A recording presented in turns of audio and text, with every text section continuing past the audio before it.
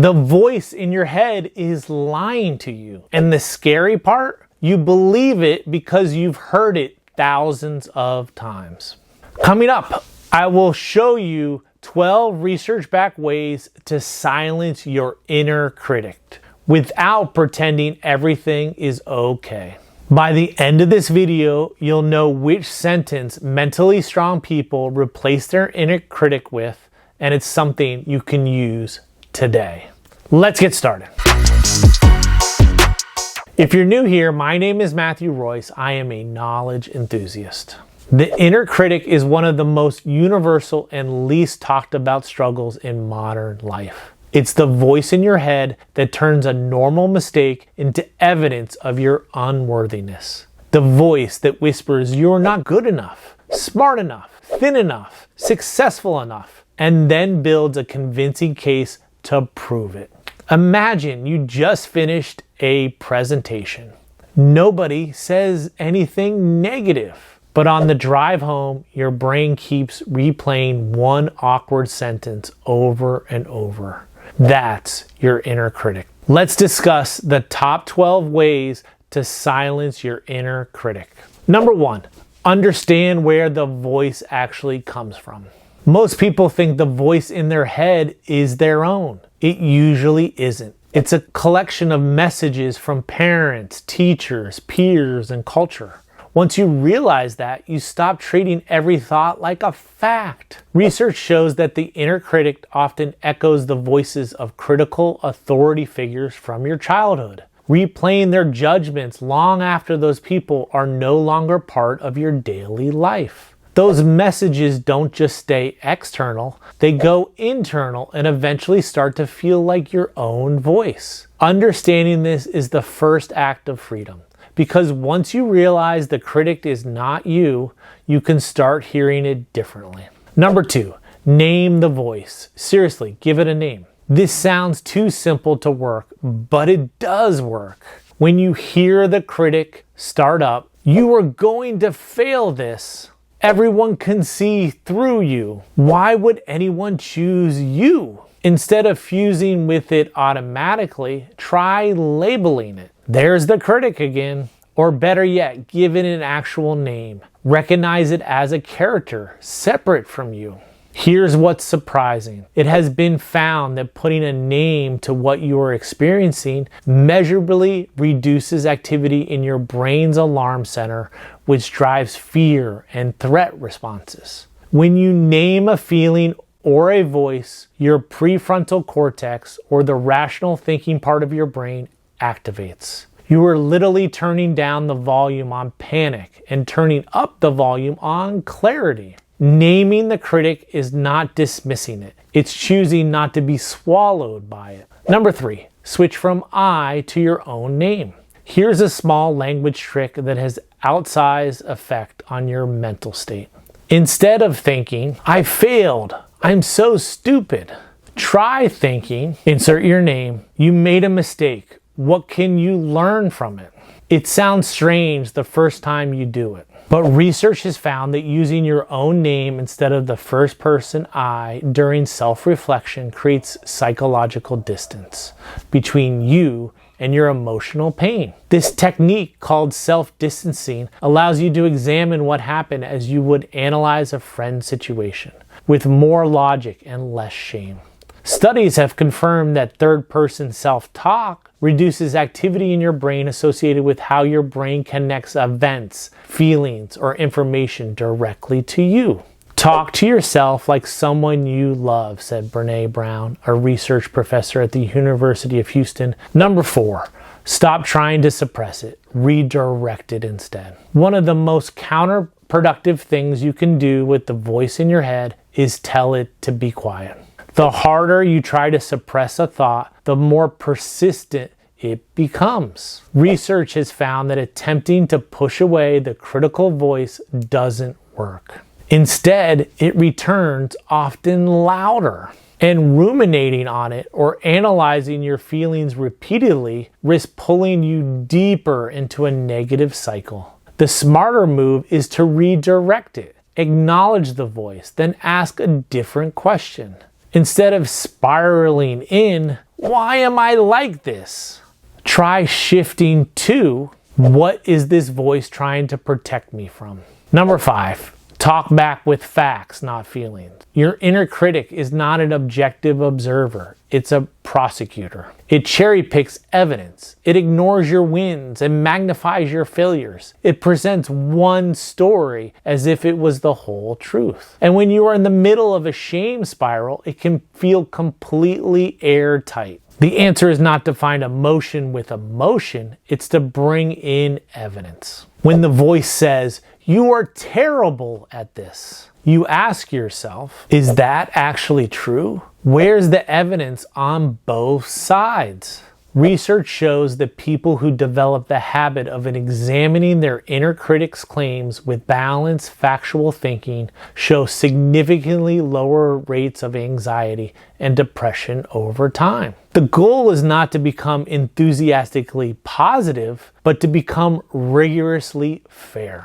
You, yourself, as much as anybody in the entire universe, deserve your love and affection, said Buddha, a spiritual teacher and founder of Buddhism. Number 6, ask yourself, what would I say to a friend? This single question is one of the most powerful tools in the entire field of self-compassion research. And it's so obvious that most people never use it. Think about the last time you beat yourself up about something. A mistake at work, a relationship failure, falling off a healthy habit. Now think about what you would say to a close friend who was going through the same thing. The tone shifts immediately, doesn't it? You become kinder, more patient, and more forgiving. Research says that treating yourself with the same warmth and care you would offer a friend is strongly associated with greater emotional resilience, lower anxiety, and reduced rumination. Self-compassion does not lead to complacency or reduced motivation. It is the foundation for genuine growth. Has your inner critic ever convinced you that everyone was judging you, even when nobody actually was? Let me know in the comments below. Number 7, reframe the story you're telling. Every experience has more than one story. Your inner critic knows only one of them. When you bomb a presentation, your inner critic writes, "That was a disaster. Everyone thinks you are incompetent." But there's another story available. "That was a hard presentation. What did I learn from it?" This is not toxic positivity, but story editing. Research shows that conscious reframing of a painful experience as a turning point that breaks the self-defeating thought cycle without bypassing the emotion is effective. It's not what happens to you, but how you react is what matters. Number 8, recognize the difference between self-criticism and self-improvement. Here's where a lot of people get stuck. They believe their inner critic is the reason they are successful. Maybe you didn't push yourself hard because of a voice that said you were not good enough. Maybe that voice helps you study harder, work longer, and try more. But here's what's interesting. Self-criticism that leads to a specific actionable change in behavior is useful. Self-criticism that simply makes you feel smaller is the inner critic running unchecked. One is a coach, the other is a bully. Useful self-reflection asks, what would I do differently? The toxic inner critic asks, what is wrong with me?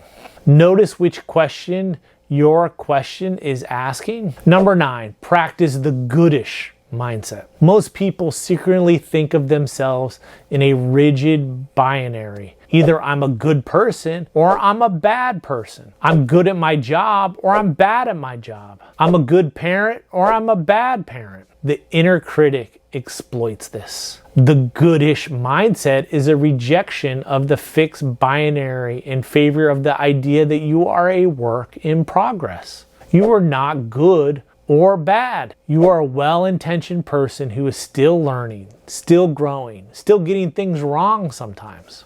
Good-ish. This framing removes the existential threat from ordinary mistakes. You don't need to defend a perfect self-image if you are not claiming to have one. You can fail without meaning you are a failure. That distinction changes everything. Number 10, you use your body to reset the loop. Sometimes the inner critic doesn't respond to logic. Sometimes you have gone too far down the spiral to think your way out. That's when you go through the body. Research consistently shows that slow, deep breaths directly reduce the stress response that keeps critical thoughts amplified. Use this simple technique. Breathe in for 4 counts. Hold for 4. Out for 6. Do it 3 times. Your nervous system literally cannot stay in full threat mode while you do this. Physical movement works similarly. Even a short walk changes your neurochemistry. Unfortunately, you can't think your way out of a fight or flight loop. You don't have to control your thoughts, you just have to stop letting them control you, said Dan Millman, author of The Way of the Peaceful Warrior. Number 11, find the purpose beneath the noise. One of the most transformative and underused strategy for quieting the inner critic is shifting your focus outward.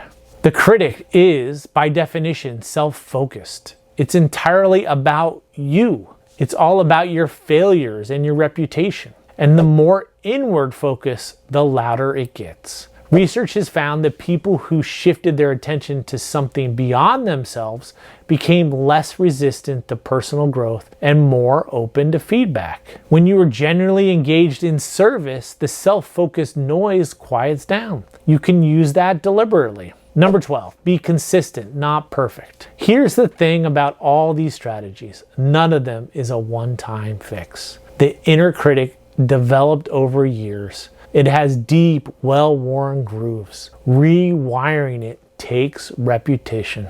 Research says that self-compassion is a practice, not a personality trait, meaning it can be learned, strengthened, and grown by anyone over time. Self-compassion is more emotionally stable than self-esteem.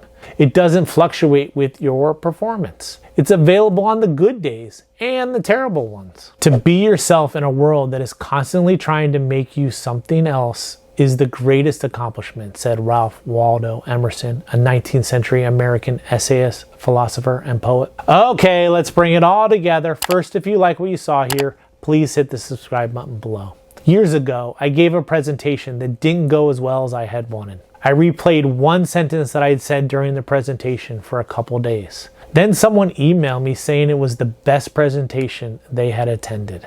The fact that you have an inner critic at all means you care about doing well, being good, and not letting people down. That inner critic has had the microphone long enough. It's time to offer yourself the same grace you would give almost anyone else. The goal is not to stop your inner critic. The goal is to stop giving your inner critic the microphone. You decide who gets the loudest voice in your head. Thank you for watching. Until next time.